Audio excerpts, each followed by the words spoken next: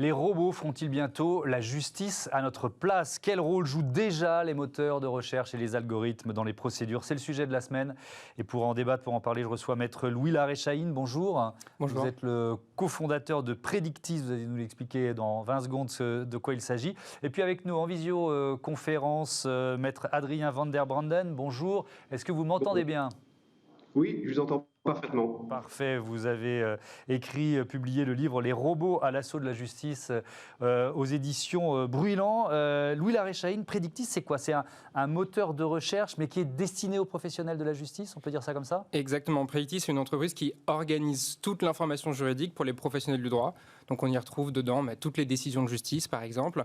Et puis les professionnels du droit peuvent aussi insérer leurs propres documents dans cet outil, de façon à réunir tout ce dont ils ont besoin pour travailler au sein d'un seul et même outil nomade et sécurisé. Qu'est-ce que ça change par rapport à un bon vieux moteur de recherche pour l'avocat, le juge qui va utiliser Predictis? Ce qu'il faut bien comprendre, c'est qu'aujourd'hui, le monde du droit est confronté à une explosion sans précédent de l'information juridique. Ouais. Entre l'inflation législative, le phénomène d'open data des décisions de justice qui contribue à mettre en ligne toutes les décisions, les professionnels sont confrontés à un phénomène d'infobésité.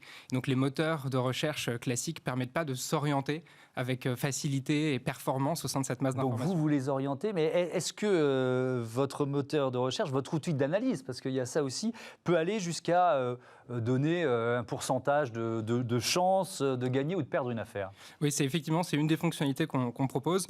Donc Predictis, c'est à la fois un outil de recherche et d'analyse de l'information. Donc vous avez d'un côté un moteur de recherche qui permet par exemple de trier les documents en fonction de leur sens, et ainsi, quand on est avocat, de trouver toutes les décisions qui vont dans le sens de son dossier, et aussi d'avoir une approche plutôt statistique. Et en ce sens, Predictis, c'est un peu pour les avocats ce que pourrait être un scanner pour un médecin.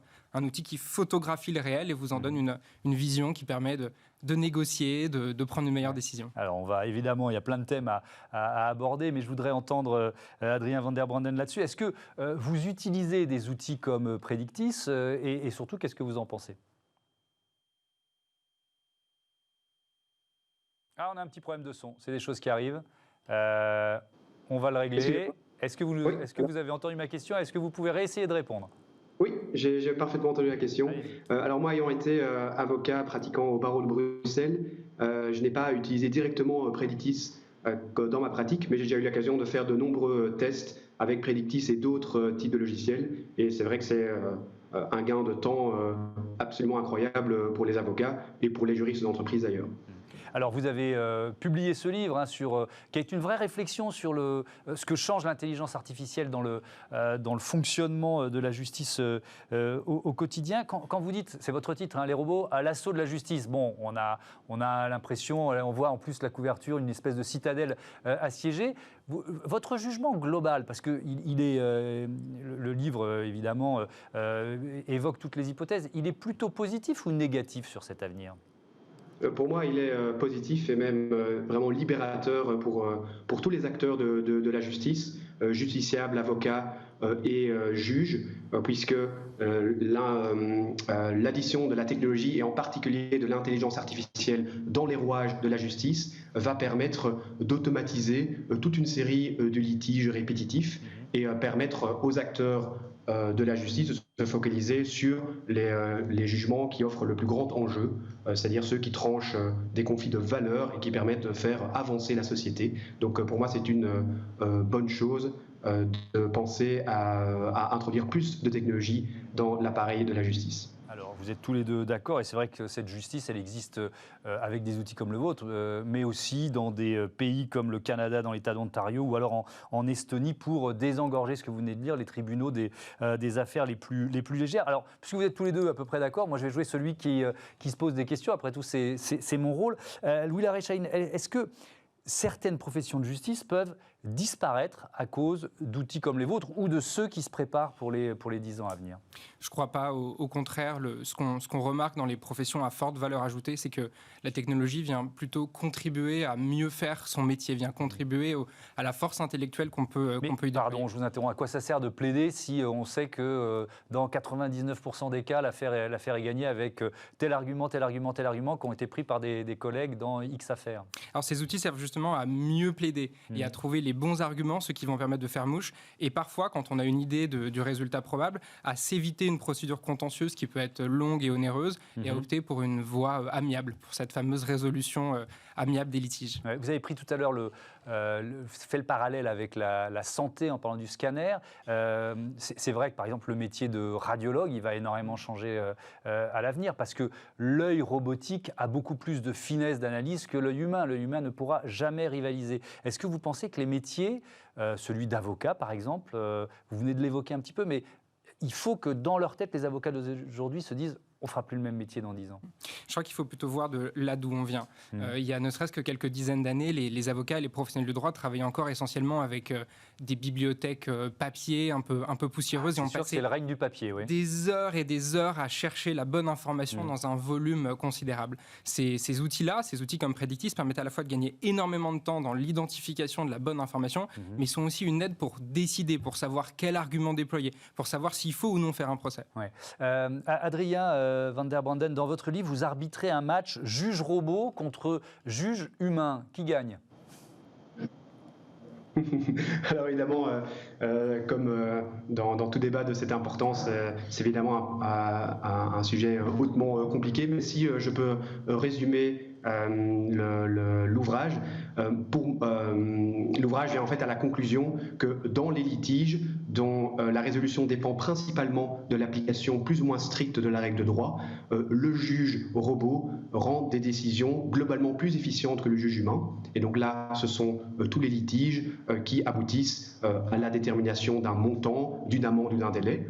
Par contre, pour tous les litiges dont la résolution applique un tranchement d'un conflit de valeurs, là, le juge humain reste globalement plus efficient que le juge robot. Et donc, évidemment, pour tous les litiges qui concernent les droits fondamentaux, tous les litiges qui tranchent un conflit de valeurs, là, le juge humain reste le plus efficace et doit garder la main sur ce type de litige. Donc vous pensez que puisque je continue sur la même logique, est-ce que les métiers du droit vont forcément évoluer ? Le métier de juge, par exemple, on va dire, alors il y a plein de formes de juge, le juge d'instruction, le président de tribunal, bon, mais le métier de juge va évoluer forcément. Oui, moi je pense, en tout cas pour toute la partie civile du contentieux, donc j'enlève la partie pénale et la partie juge d'instruction, pour moi, une bonne partie des juges vont se muer progressivement vers des sortes de chargés de la conformité judiciaire. Pour moi, demain, une partie des juges dont des jugements seront rendus par un juge robot, une grande partie d'ailleurs, et le juge humain interviendra en seconde lecture pour juger du bien fondé des contestations, des décisions rendues par la machine. Et donc, ce seront pour une grande partie de ces litiges un nouveau rôle que le juge aura par rapport à la fonction qu'il occupe aujourd'hui. Si vous me permettez, je ne suis pas tout à fait d'accord avec ça, parce que je ne vois pas du tout, notamment en France, que c'est le pays que je connais mieux en Europe sur ce sujet-là, je ne vois pas du tout arriver l'émergence d'un juge robot. D'une part, parce que ce n'est pas quelque chose que techniquement on est réellement capable de faire correctement, et d'autre part, et c'est surtout ça, je pense, la raison principale, c'est que personne n'en veut réellement. Les juges eux-mêmes, évidemment, ne veulent pas être remplacés, les avocats, les professionnels de droit non plus souhaitent conserver peut-être une justice qui est plus efficace, qui est moins onéreuse et qui est plus rapide, mais de là à la confier à une machine, je ne vois pas du tout la tendance. Et les justiciables, évidemment, ont besoin d'une justice qui est humaine et de faire œuvre de justice. Et ça passe bien souvent par un procès avec des humains. Alors c'est intéressant, Adrien Van der Branden, vous pouvez répondre à ça, le frein psychologique en quelque sorte, notre frein à nous, celui des justiciables. Oui, tout à fait. Je comprends bien le commentaire. Ici, j'ai pris une posture volontairement provocatrice ici. Les détails, évidemment, sont beaucoup plus compliqués que cela. Mais moi, il me semble que pour une partie relativement large en volume du contentieux, par exemple la détermination des amendes pour excès de vitesse, par exemple la détermination des montants pour des pensions alimentaires ou pour les contestations sur certaines récupérations de créances. Là, il y a un énorme volume qui, s'il est traité par la machine, pourra désengorger une grande partie du contentieux aujourd'hui et donc rendre une justice qui est plus efficiente. Et le juge humain, lui, gardera la main sur tout le reste du contentieux et viendra pour juger des contestations de ces décisions rendues sur ces litiges répétitifs. Et là, je pense qu'il y a un impératif effectivement d'efficience qui va pouvoir primer dans un futur plus ou moins proche. Le risque de confier la justice à des algorithmes, parce que derrière les algorithmes, il y a des humains qui les mettent au point, qui les programment, ce sont les biais. Est-ce qu'un algorithme peut vraiment être neutre, Louis Larechaïn ? Je crois que la question qu'il faut se poser n'est pas vraiment celle-là. Le fantasme... Si, quand même, parce qu'on peut avoir un concepteur de l'algorithme mal intentionné, pourquoi pas ? Bien sûr. Après, ce qu'il faut voir, c'est que d'une part, nos clients sont essentiellement des professionnels de droit, donc évidemment des cabinets d'avocats, des directions juridiques, des compagnies d'assurance. Donc notre métier n'est pas de construire un juge robot, absolument pas. Ce qu'on fait, c'est que, comme un Google du droit, on organise l'information juridique. On est là pour aider les gens à trouver très vite la bonne information et à prendre une bonne décision. Oui, je vous interromps, pardon, parce que j'ai bien compris comment fonctionne votre moteur de recherche, mais au-delà, si on essaye de se projeter dans la numérisation de la justice, l'intelligence artificielle qui gagne du terrain dans la justice à l'avenir, est-ce que ce risque lié aux algorithmes, vous estimez qu'il existe quand même ? Alors c'est une question sérieuse, d'ailleurs on se l'est posée avec notre comité éthique et scientifique, qui est un organisme qu'on a créé quasiment dès le début de la société en 2017. On a beaucoup travaillé avec la clinique du droit de Sciences Po Paris sur ce sujet-là.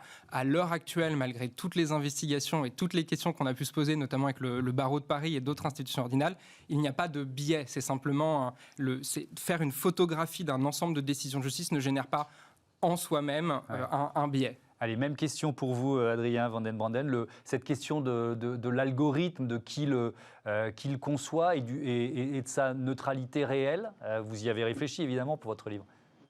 Oui, évidemment. Et pour moi, en fait, l'algorithme, par définition, n'est pas neutre, puisqu'un algorithme est toujours une opinion qui a été codée dans un langage informatique.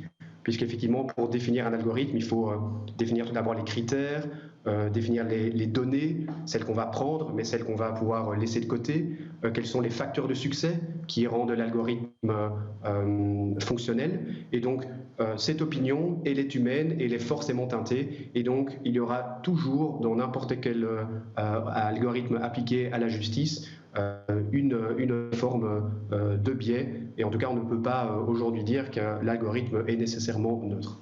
Alors, restez avec nous l'un et l'autre. On va voir tout de suite avec Olivia Hierret-Dobré que la police n'échappe pas, elle non plus, aux robots.